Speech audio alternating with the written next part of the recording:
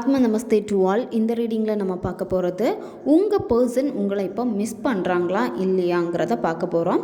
இதில் பிரபஞ்சம் உங்களுக்கு உதவி பண்ணுவாங்களா, பிரபஞ்சம் திரும்ப உங்கள் பர்சனை உங்ககிட்ட சேர்ப்பாங்களா, இந்த கேள்விகளுக்கான பதிலை இந்த டேரோட் ரீடிங் வழி நம்ம பார்க்க போகிறோம். இப்போ பைல் 1 பைல் 2 2 பைல் இருக்குது.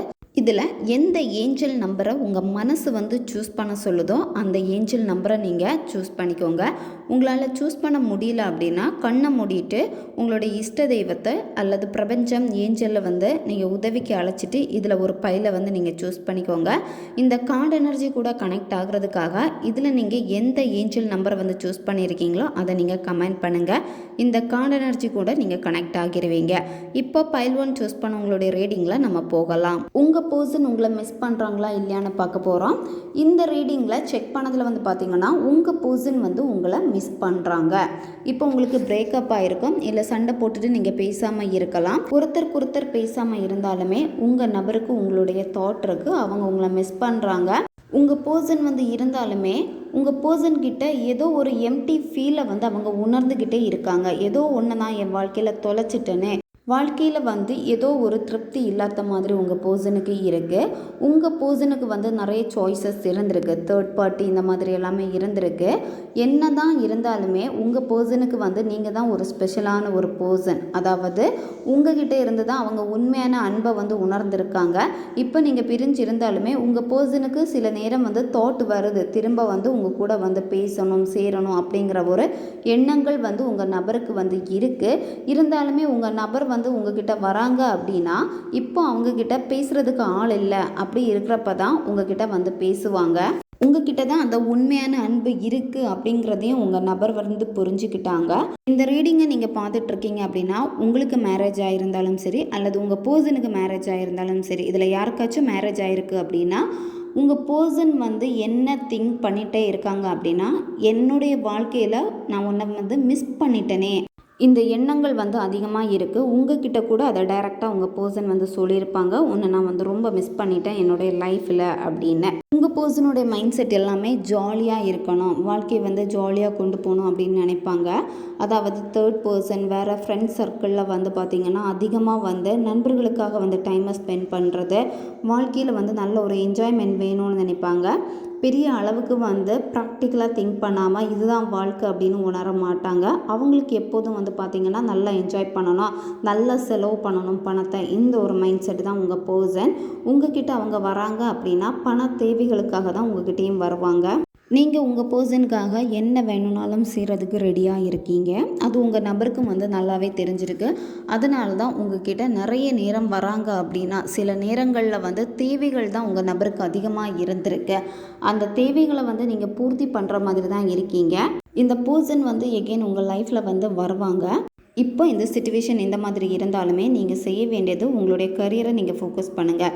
இப்போ நீங்கள் எக்ஸாமுக்கு ப்ரிப்பேர் பண்ணிகிட்ருக்கீங்க, இல்லை வேறு நல்ல ஜாபுக்கு ப்ரிப்பேர் பண்ணிக்கிட்டே இருக்கீங்க அப்படின்னா அது உங்களுக்கு இன்னும் கிடைக்காமல் இருக்குது அப்படின்னா நீங்கள் ட்ரை பண்ணிக்கிட்டே தான் இருக்கணும். ஏன்னா நீங்கள் அதை அச்சீவ் பண்ணுறதுக்கான டேலண்ட் எல்லாமே உங்கள்கிட்ட இருக்குது. நீங்கள் எப்போவுமே லாஸ்ட் எண்டு வரைக்கும் போகிறீங்க, போயிட்டு தோத்துடுறீங்க, இந்த மாதிரி தான் இருக்குது. நீங்கள் விடாமுயற்சியோடு பண்ணீங்க அப்படின்னா உங்களுடைய கரியரில் உங்களால் ஜெயிக்க முடியும்.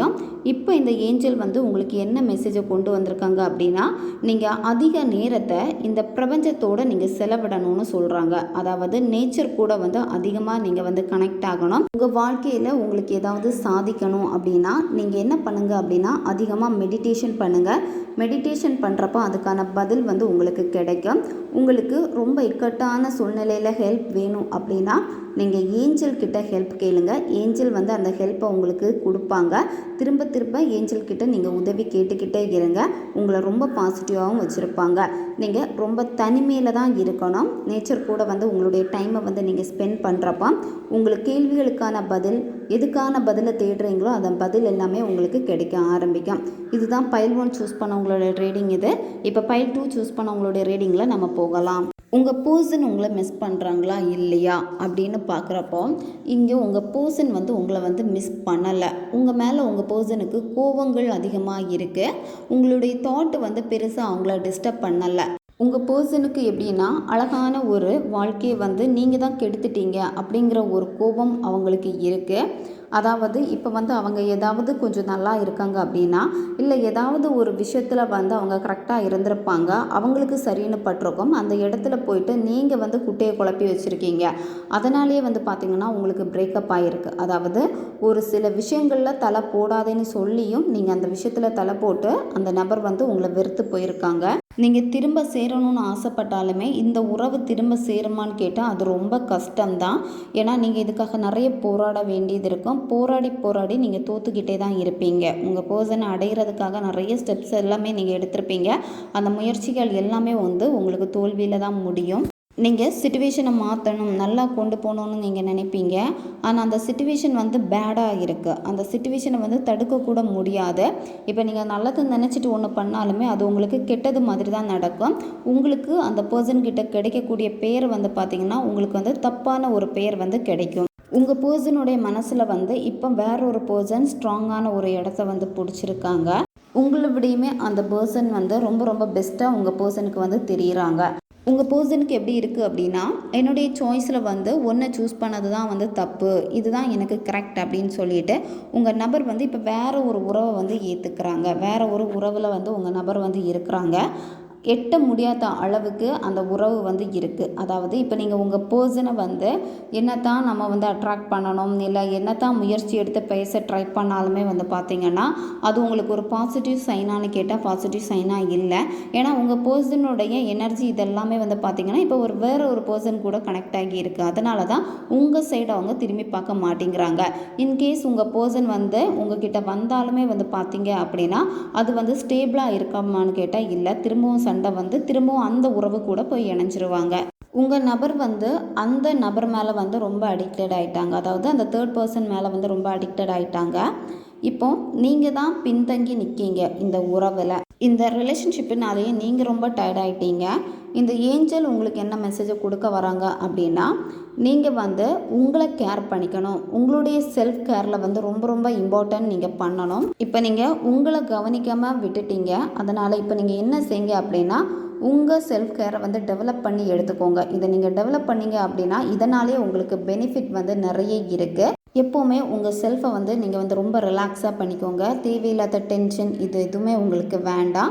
நீங்கள் உங்களுடைய ஃபேஸ் எப்போவுமே உங்கள் செல்ஃபை வந்து நீங்கள் வந்து ரொம்ப ரிலாக்ஸாக பண்ணிக்கோங்க. தேவையில்லாத டென்ஷன் இது எதுவுமே உங்களுக்கு வேண்டாம். ரொம்ப நெகட்டிவாக இருக்கீங்க அப்படின்னா நீங்கள் என்ன பண்ணுங்கள் அப்படின்னா, வாட்டரில் வந்து சால்ட்டு போட்டு கல்லுப்பு போட்டுட்டு நீங்கள் குளிங்க, சரியாகும். அது மட்டும் இல்லாமல் உங்களுடைய உடம்புக்கு வந்து கொஞ்சம் மசாஜ் தேவை இருக்குது. நீங்கள் பாடி மசாஜ் பண்ணுறப்போ நீங்கள் ரிலாக்ஸ் ஆவீங்க. அது மட்டும் இல்லாமல் அது உங்கள் மைண்டுக்கும் வந்து பார்த்திங்கன்னா ரொம்ப ரிலாக்ஸாக இருக்கும். கொஞ்சம் உங்களை டேக் கேர் பண்ணிக்கோங்க. இதுதான் பைல் 2 சூஸ் பண்ண உங்களுடைய ரீடிங் இது. அடுத்த ஒரு வீடியோ பதிவில் சந்திக்கலாம். நன்றி.